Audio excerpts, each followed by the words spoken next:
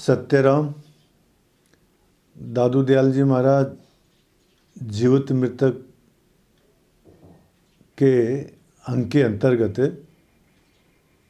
परमात्मा की प्राप्ति कैसे होवे और परमात्मा की प्राप्ति में आत्मा के अनुभव में बाधा क्या है, ये बात बता रहे हैं। दादू दयाल जी महाराज कहते हैं, मना मनी सब ले रहे, मनी न मेटी जाए, मना मनी जब मिट गई तभी ही मिले खुदाई। परमात्मा कब मिले और उसमें बाधा क्या है, ये बात बताते हुए दयाल महाराज कहते हैं, मना मनी सब ले रहे।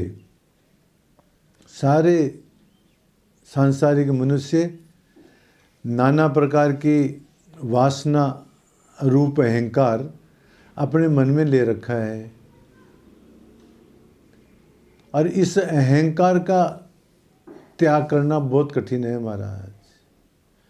मैं शरीर हूँ और मेरा शरीर है और बहुत सारी वासनाएं, अहंकार,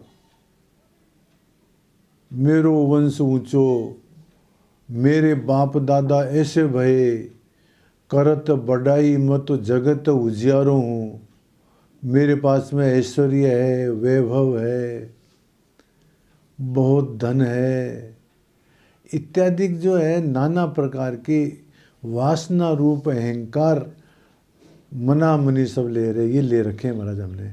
और मनी न मिटी जाए, ये अहंकार मिटना कठिन है महाराज। तो मना मनी जब मिट गई, जब ये अहंकार मिट गया इस प्रकार का, तभी मिले खुदाए, तो परमात्मा की प्राप्ति हो जाएगी। संस्कृत के अंदर एक श्लोक आता है, रागो लिंगम अबोधस्य चित्त व्यायाम भूमिषु कुतः सादुलता तस्य यस्याग्नि कोटरे तरो। जब तक हमारे मन में राग और द्वेष है तब तक अज्ञानी है। जब तक राग द्वेष है तब तक ये समझो कि हम अविद्या से युक्त हैं, हम अज्ञानी हैं। राग ही अज्ञान का लक्षण है। रागो लिंगम अबोधस्य, जो अज्ञानी है जिसमें राग है वही समझो कि ये अज्ञानी है। चित्त व्यायाम भूमिषु कुतः सादुलता तस्य यस्याग्नि कोटरे तरो। जिस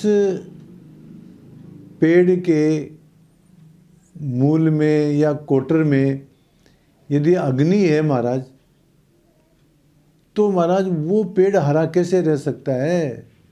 नहीं रह सकता है। जिस पेड़ के अंदर अग्नि लगी हुई है वो पेड़ हरा कैसे रह सकता? नहीं रह सकता है। इसी प्रकार से महाराज जब तक हमारे अंदर अविद्या है, राग है, यही अज्ञान का लक्षण है, और तब तक हमारे को परमात्मा की प्राप्ति नहीं हो सकती है। जब अहंकार मिटेंगे तभी परमात्मा की प्राप्ति हो सकती है। और कह रहे हैं दयाल महाराज, दादू मैं जाल दे, मेरे लागो आग, मैं मेरा दूर करे, साहिब के संग लाग। वाह वाह। दादू मैं जाल दे, मैं बलवान हूँ, मैं रूपवान हूँ, ये इत्यादि जो मैं धनवान हूँ, ये इत्यादि जो मैं पना है, इसको जला दे, इसको आग लगा दे। ये मैं और मेरापन है ना, मैं शरीर हूँ, शरीर मेरा है, मैं बलवान हूँ, मैं रूपवान हूँ, मैं धनवान हूँ, ये इस प्रकार के अहंकार को मैं मेरा दूर कर, इसको दूर कर, साहिब के संग लाग। इस मैं और मेरेपन की आसक्ति को दूर करके और परब्रह्म के संग लग जाओ, परमात्मा का चिंतन करो महाराज। जब तक मैं और मेरापन है तब तक परमात्मा की प्राप्ति, आत्मबोध की प्राप्ति संभव नहीं है। तुलसीदास जी महाराज कहते हैं इस मामले में कि जाके उड़ते उठ गई मैं तू बड़ी बलाए, जिसके हृदय में से मैं और तेरापने की बलाए आपत्ति दूर हो गई है, तो तुलसीता के भाग की महिमा कहने जाए तो बहुत भाग्यशाली है हमारा, जिसमें मेरापन और तेरापन समाप्त हो गया है। कबीरदास जी महाराज भी कहते हैं इस मामले में कि मैं में बड़ी बलाई है, ये बहुत बड़ी भारी आफत है मैं में, सको तो निकसो भाग, संभव हो सके तो महाराज इस बलाई से भागो, इस आपत्ति से दूर रहो बलाई से। कहे कबीर कब लग रहे रुई लपेटी आग, क्या आग को रुई में लपेटा जा सकता है क्या? संभव नहीं है। इसी प्रकार से महाराज जब तक ये मैं पना है तब तक परमात्मा के दर्शन संभव नहीं है। और कह रहे हैं दयाल महाराज, मैं नाई तब एक है, मैं आई तब दो होय, मैं ते पर्दा मिट गया तब जूता त्यों ही होय। ये परमात्मा से दूरी का कारण क्या है ये बता रहे हैं। मैं नहीं तब एक है, जब अहंकार नहीं तो परमात्मा ही है महाराज, और मैं आई तब दो ही, और जब अहंकार आ गया तभी जो है परमात्मा से दूरी हो गई, तभी द्वैत भाव हो गया। मैं ते पर्दा मिट गया, जब मेरा और तेरा रूप ये अज्ञान रूपी पर्दा जब मिट गया तब जूता तो ही हो, तो सब परमात्मा ही परमात्मा है। तब सर्वम खलु इदम ब्रह्म में सब परमात्मा ही परमात्मा है। केवल अहंकार के कारण से ही ये द्वैतपना भास रहा है, अहंकार ही अज्ञान है महाराज।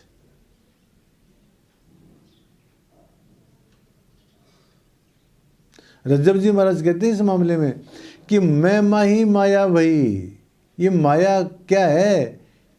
ये अहंकार ही माया है महाराज। मैं माही माया भई, मैं के अंदर ही माया पैदा हो गई महाराज। और मैं नाई तब नाई, यदि जब मैं नहीं है तो माया भी समाप्त हो गई। रज्जब मुक्ता मैं बिना, बंधन में ही माई। ये जो बंधन है वो मैं के अंदर ही है, और यदि मैं खत्म हो गया तो मुक्त हो गया। तो हम यदि मुक्त होना चाहते हैं तो महाराज इसे अहंकार को दूर करो। वही बात करें दयाल महाराज, मैं नाई तब एक है, मैं आई तब दो, मैं ते पर्दा मिट गया तो जूता तो ही हो। ये अहंकार ही आत्मबोध के अंदर बाधा है, परमात्मा के मिलन में अहंकार ही बाधा है।